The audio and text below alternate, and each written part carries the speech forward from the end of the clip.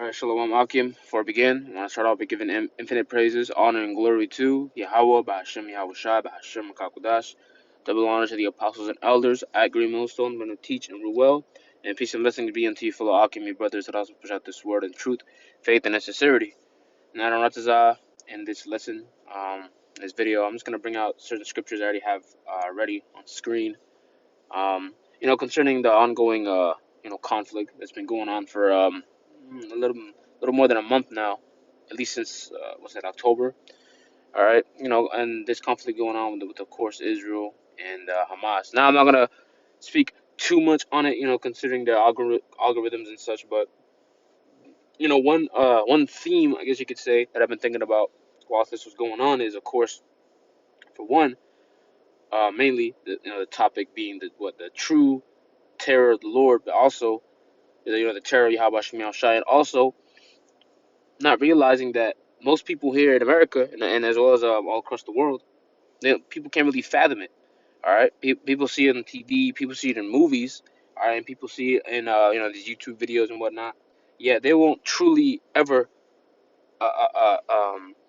fathom it or understand it and really feel it. The atmosphere, all right, of terror and war, all right, until they actually experience, all right. And one thing you have to remember that this is all coming straight from Yahweh Ba'Shem Yahweh Shai. All to all aspects of it. All right. And of course, this is the course dealing with the really. Right. All right. Of course, dealing with prophecy. We have to remember one thing. This is all the beginning of sorrows. All right. This is all just the beginning. This is Matthew's 24:7. It says, let's start at verse 6. Matthew's Matthew's 24:6. And ye shall hear of wars and rumors of wars.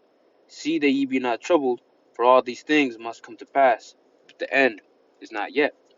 And one thing I was thinking about is that because this is indeed a war, and we're hearing about it, we're seeing it in the news reports, and there are of course rumors, things that we of course haven't even seen yet or heard about. All right, there's many things that happen behind closed doors that's hidden from the populace, man. All right, from the media. All right, but we take what has been given us, all right, as prophets of Yahweh Bashim Yahweh Shai, all right, and we break it down via and we filter it more so through prophecy, man. All right, because these things were told prior, all right, and this is indeed conflict, and only one of many that's to come, man. All right, and I actually want to bring this out as well because this is of course a consequence of wars, regardless. Now I was looking up the death toll, all right, of this current war, all right, because whenever you look up the death toll, of course the numbers are always manipulated, but when you look at it and read it, and even also see a point of view of just one person of how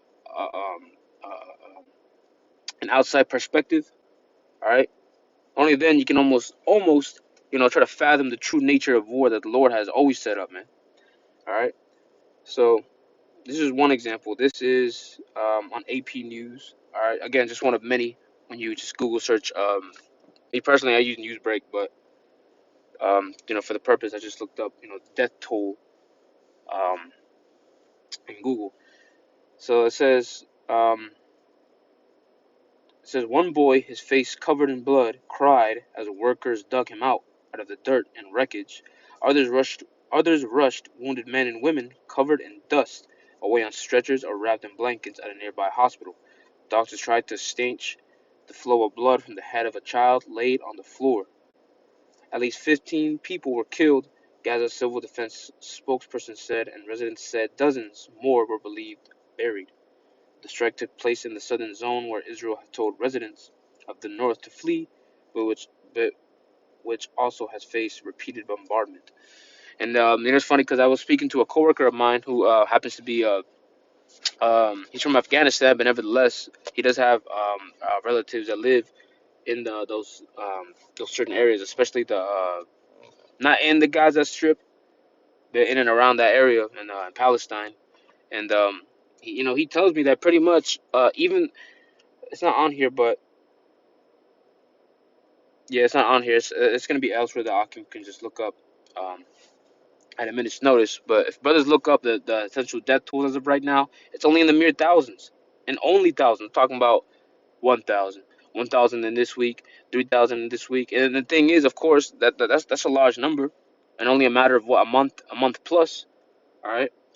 But you best believe those numbers have risen even just then. All right, only giving us the most puny, the most puny cases, all right, of casualties in this war, man. All right, but you best believe it's just 10 times more. All right, in such a short matter of time. And this is just one of the many terrors. All right, the Lord has put the spirit on Israel, aka what, Esau, Edom, Amalek. All right, and what, this is the cause of the sword. This is the consequences of the sword, man. All right, just putting a perspective on what Matthew 24:7, man. All right, the yeah, for nation shall rise against nation, and kingdom against kingdom. And there shall be famines and pestilences and earthquakes in diverse places. All right, and what does this all pretty much encapsulates as? Just total chaos, man. All right, mayhem. And anyway, my coworker made a point that he was getting real passionate at the workplace, but speaking of pretty much on the war crimes that Israel is committing, man. All right, or the fact that upset over the fact that what Babylon is pretty much supporting them. All right, Mr. Not and yeah, Mr. Yahoo. All right, but nevertheless, they indeed are committing war crimes as such. Killing pretty much almost anyone. All right, whether it be Christians, Muslims. All right, and all for what? Really for the sake of blood, man, on Yahweh Hashem Shai's part, and of course for the sake of prophecy. All right. Um, Verse 8 was a point. It says, "And all these are the beginning of sorrows." All right. And the reason why we read that into perspective on just that um you know being covered in blood, dust and dirt and wreckages in diverse places, right? People on stretchers and blankets. That's a terror to behold, man. All right, that is literally a scene out of these many what's that, action movies that people see and on a regular basis, man. All right, again, these people not only are they not necessarily pampered, all right, but what they've been conditioned already. They've been conditioned and already in that mindset to where America will never see war. All right, that's a false way of looking at a false way and more of a false vision. All right, a false vision of security. All right, because indeed war will come to the shores of America, man. All right, this is Psalms 2 and yeah, Psalms 2 and 1. Let me just read down. It says, "Why do the heathen rage, and the people imagine a vain thing?" And the reason why I bring this out is because, of course, amongst all of this, all right, we have two heathen nations amongst many others, all right, that are vying for what, these different lands and countries and other pieces of territory, when that all belongs to who? The Israelites, man. All right. It all belongs to the people of Yahweh Shem Yahushua, you so-called blacks, Hispanics, and Native Americans. Yet they do, and day in and day out, really as they have been for years prior. All right, since what's that? 1938. All right, 1938ers, man, and ever since then, there's been for the land or Jerusalem, for example, to be named as Yerushalayim, the city of peace, which they're not the true city of peace. All right, but nevertheless, they are the Lord's people, and yet day in and day out in 2023, all right, the hopeful year that all prophecy comes to pass, they, even to this day, they're still fighting in and out. There's no rest over there. There's no sense of peace and security over there in the land of Israel, all right, and as well as other parts of the Middle East. Hell no. All right, the heathen are raging, and the reason why they're heathen is because they don't go back to the true chosen lineage of Abraham, Isaac, and Jacob, man.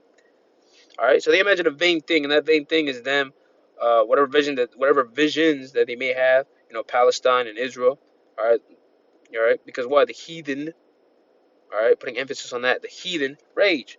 All right, they go through these wars. They have such a disdain for this side and the other side, and yet they imagine a vain thing because what? All of this is gonna come to naught. No one's gonna be the true defining winner out of any of that, man. All right. As it is written, what the Lord is going to essentially take up the crowns of all the rulers and the kings of the earth, man. Meaning what? He himself is going to be, as his title obviously suggests, all right? Hamashiach Yahushua, the King of Kings and the Ruler of Rulers, man, the Lord of Lords, excuse me, all right? The kings of the earth, whoops, I don't know why it does that. The kings of the earth set themselves, and the rulers take counsel together against the Lord and against his anointed, saying, let us break their bands asunder and cast away their cords from us. He that sitteth in the heavens shall laugh, the Lord shall have them in derision. Yeah, man. All right. And we know that what is his servants and prophets, we understand that, and of course the secrets that comes with it. We know exactly what the scriptures entail. All right. This is why we have to wait. This is why we have to also talk about these things that happen and also give warning.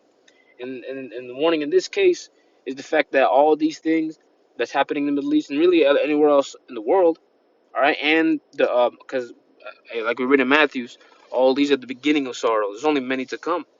All right, it's gonna come here, man.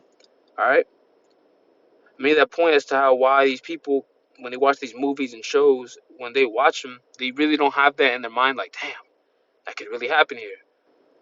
No. You have these patriotic Edomites that thoroughly, and again, it's that pride. All right, that pride to where it gives them this false reality to where America is just unbeatable, untouched. Hence, with the virgin daughter of Babylon, right? But yet, what? There's going to be a rude or crude, more so say, a crude awakening to these people, man. It's going to be total raw emotions, all right, and also what? A raw, unforgivable terror from Yahweh Shem Yahushai, man. All right, that's gonna be 10 times worse as much as that we're seeing right now on television or on YouTube or on the internet, man. About this war. All right, this is Isaiah. Let's get that. This is Isaiah 9:5. It says, "For every battle of the warrior is with confused noise and garments rolled in blood, but this shall be with burning and fuel of fire." All right. So as with anything, even dealing with history, all right, every battle of the warrior or just any conflict in general, all right, in the ancient world was what? Was fought with boots on the ground, all right, or in this case, but with boots on the ground. As you can imagine, maybe like a Roman centurion, a shield, a sword, men actually being in front of each other and actually trying to kill the man in front of you. What? With screaming and shrieks of war, war cries and such, right? With confused noise, you know, as you can imagine, shields falling on the ground, the clinking and clattering of swords and shields. All right, even as far as World War I and World War II, sure, it was boots on the ground, and it wasn't with actual, with swords and the clanking of swords, but it was still fought with confused noise. All right. And you best believe those were destructive and bloody conflicts, man. But with this one, all right, it's gonna be what? With burning and fuel of fire. Meaning that's what's gonna be mainly fought with. All right. Now let's not get simple and believe that they're gonna be shooting flame. This is it's not gonna be just flamethrowers and fire bottles being thrown in the next war. No. All right. This is talking about what that godly burning, that heavenly fuel of fire, man. That the Lord is gonna really what the Lord has given already to Esau, Edom, man. All right. Those destructive weapons of war. Of course, speaking upon what? The thermonuclear missiles, man. All right? Intercontinental ballistic missiles. The fact that the Lord has given them technology to where they're going to be able to shoot those arrows, quote unquote, all right, from, from point A to point B, all right, should tell you that what? Not only is that prophecy, but what? That time is coming shortly, all right? That time is coming shortly. Let the weak say, I am strong. Meaning, let every nation possible let them have access to these nuclear weapons, man. All right, let me partake. All right, because what every single nation is gonna want a slice. All right, and a slice of what? That essentially world domination, man. That's why people think that it's gonna be what's that? China that's next to rule. Nonsense, man. All right, and this is how the next war is gonna go out because there needs to be an extreme cleansing. All right, an extreme cleansing, and it's funny because people have this mixed opinion that the men of the Lord only talk about destruction, all right, and only doom, which that's really what's coming. That's at 2 Peter 3 and 12. Oops. 2 Peter 3 and 12. But nevertheless, we're just looking for that time of peace. All right, for the Lord to hasten the day, all right, and to have it to where peace can actually be obtained. Because we're looking to what? The establishment of the kingdom of heaven. But before that, there should be a huge cleansing. All right, even what's going on in Israel and Hamas, all that is just, of course, with rumors and the rumors of wars. Nevertheless, that's still noise.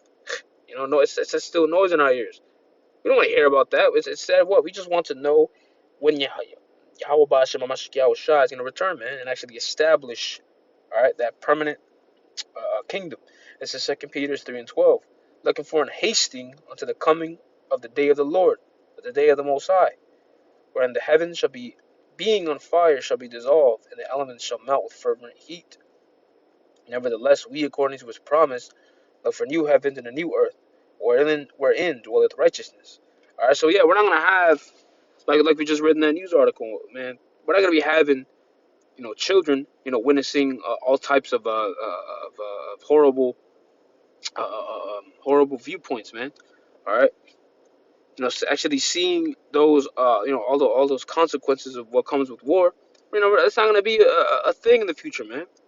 All right. And this constant conflict that's going on right now, in order to reach to that point of peace, it only has to get worse, man. Because again, what? These are only the beginning of sorrows, man. The beginning. All right. Meaning that time to where it never was since it was a nation. That time is still gonna be what, knocking at that door. It's only around the corner, man. All right. And this is all for what? For the sake of Yahweh Bashem Yahushai and prophecy. All right. And for the sake, and again, more and more, we're only a day closer to Yahweh Shai's return. So Lord, this video is edifying. We'll close out by giving all praise, honor, and glory to Yahweh Ba'ashem Yahweh Shai, Ba'ashem Rakak Wadash. The belongs to the apostles and elders. I agree most of them. I'm going to teach them real well. And peace and blessings be unto you, fellow alchemy brothers that also push out this word in truth, faith, and sincerity. With that, I'm going to say shalom.